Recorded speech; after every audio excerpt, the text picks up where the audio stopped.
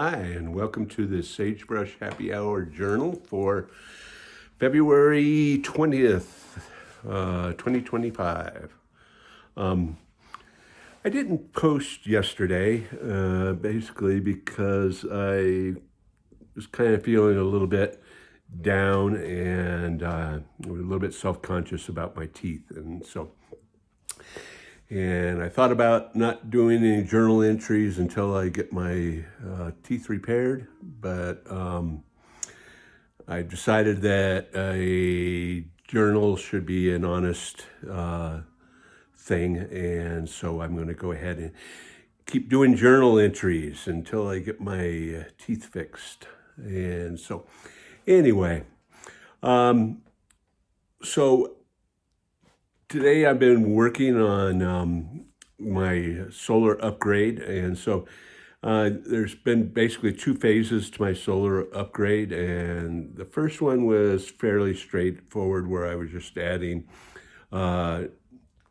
using new panels to replace old panels, and this was kind of in the classic off-grid solar situation where the solar panels go into what is called a charge controller, an MPPT charge controller, and then that charge controller controls the DC electricity that goes to the batteries and charges the batteries.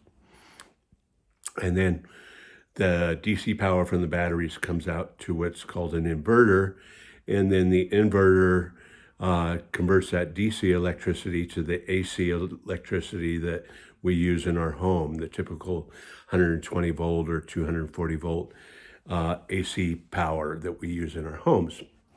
And so that configuration is working well, and I basically maxed out the system as far as the charge controllers are concerned, and so I can charge at 120 amps, which is quite a bit of power. It's basically 2,400 watts of power that can be charging the batteries at any one time.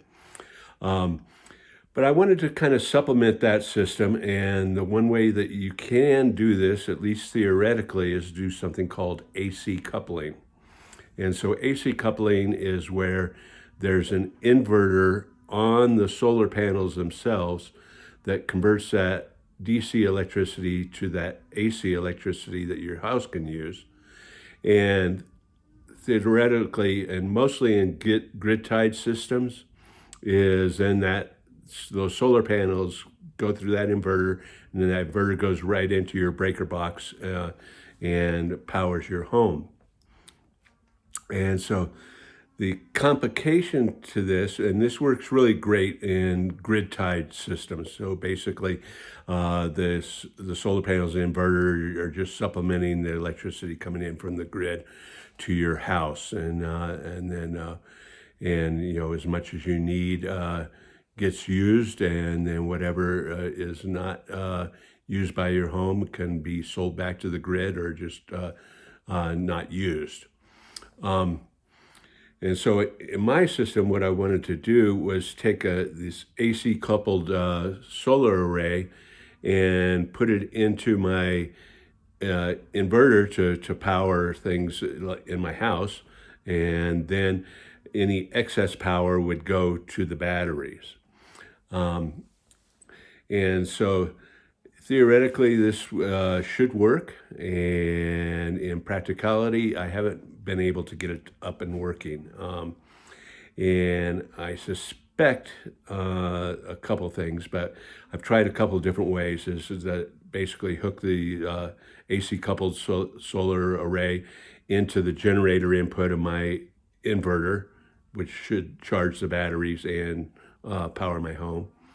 Or the other way that they suggest is basically put it on the output side of the inverter, and then it's charging the home, and then and any excess electricity can go back into the inverter to charge the batteries. And neither of those configurations are working at the moment with these particular